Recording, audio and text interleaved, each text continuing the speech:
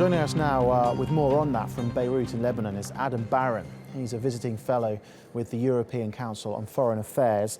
Adam, thank you very much for your time. We've seen previous attempts at a ceasefire fail. Is there reason to believe, do you think, that this time it could be different?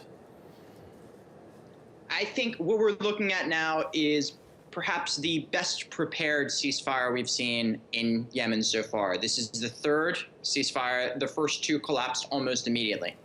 And we've seen this preceded, in contrast to previous ceasefires, by real efforts not just to get the parties to nominally agree to a ceasefire agreement, but to form joint monitoring mechanisms as well.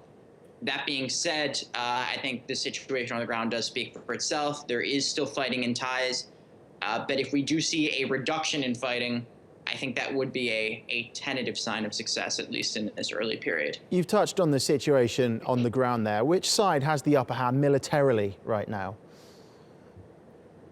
I think it really depends on what part of the talking about. Generally speaking, it's difficult to say that one side or the other has the real upper hand. In some sense, this has become a war of attrition. The Saudi-led coalition, of course, is far better armed, is far better supplied. That being said, we've even seen the Houthis and their allies recently push back against gains made by fighters supported by the Saudi-led coalition over the course of the past 3 weeks in Taiz. So it really has become, even if the Houthis overall have lost ground since the start of this war a year ago, it has settled into something that's not quite a stalemate, but more of a back and forth, where we are seeing really things settling into a real war of attrition. There's evidently a lack of trust between the two sides. Are there any factions involved in this war that don't want the ceasefire to be a success? I think you have a number of different figures on both sides that really do benefit from this war continuing. You have a flourishing war economy in Yemen. So many powerful people are making tons of money off this war.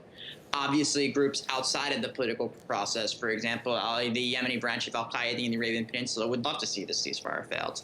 This is a group that has made tremendous gains in the chaos of war and really stands to lose quite a lot if we do see this these efforts at de-escalation succeed. Okay. So, I mean, obviously, that being said, it's completely in the interest of the Yemeni people that this war ends as soon as possible. This is a war that has devastated a country that was already impoverished and underdeveloped. And looking forward, even if the war does end within the coming period, even if this entire process is successful, we're still looking at a situation where it will take Yemen years, if not decades, to recover from the devastation, whether economic, whether infrastructure-wise, whether societal, that this war has wrought on the country. Okay, Adam, thank you very much for your insight.